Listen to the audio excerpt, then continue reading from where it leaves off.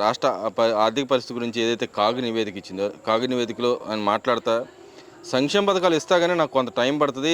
గత గవర్నమెంట్లు చేసిన అప్పులు అస్తవ్యస్తమైన వ్యవస్థగా ఉంది కాబట్టి నేను కొంత టైం తీసుకున్నాను. వీళ్ళు అంటున్నారు నేను ఇవ్వలేదంటున్నాను, నేను ఇచ్చే సంక్షేమ పథకాలు ఇవ్వకుండా అయితే ఆపనని చెప్పి ఆయన కరాఖండి చెప్పాను.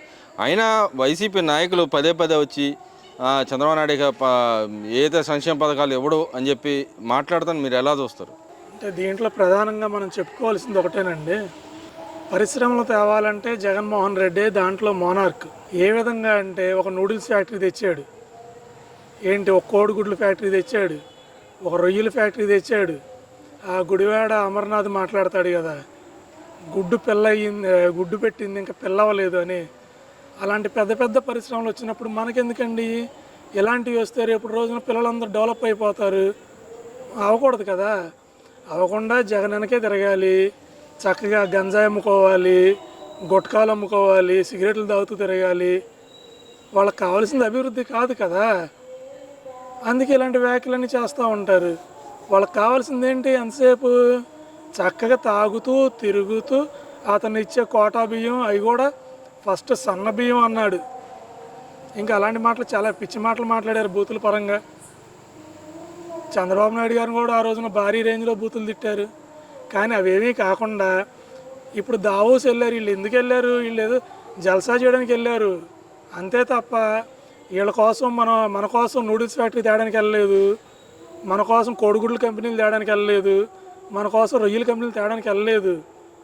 ఏంటంటే మాట్లాడేదాళ్ళు చంద్రబాబు నాయుడు గారు ఏంటి, ఆయన స్థాయి ఏంటి, వాళ్ళ గురించి మాట్లాడే అర్హత కనీసం జగన్కైనా ఉందా? జగన్కు కూడా ఆ స్థాయి లేదు.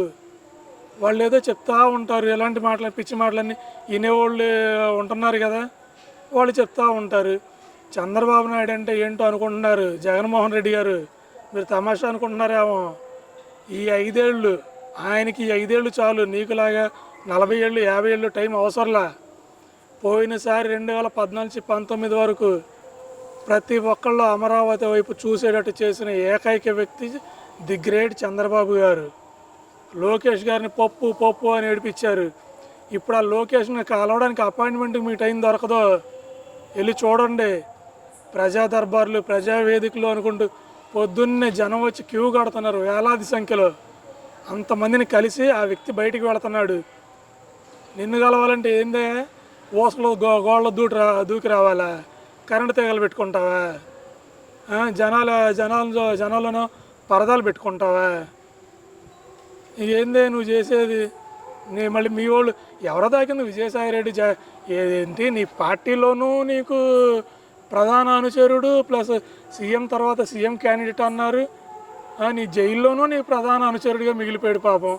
అలాంటి విజయసాయిరెడ్డి కూడా ఇప్పుడు కాదని బయటకు వచ్చేసి అలాంటి వాళ్ళు ఎంతమంది ఉన్నారో నీకు తెలుసా? ఒకసారి లెక్కేసుకో. 2029 నీ గవర్నమెంట్ వచ్చేపాటిని క్యాండిడేట్స్ ఉండరు. నువ్వేదో అనుకుంటున్నావు. చంద్రబాబు గారి గురించి తక్కువ మాటలు మాట్లాడడం, దిగజారుడు మాటలు మాట్లాడడం, లోకేష్ గారి మీద వ్యాఖ్యలు చేయటం, ఇలాంటి పిచ్చి పనులు చేసి పార్టీ ఆఫీసుల మీద దాడులు చేపించడం.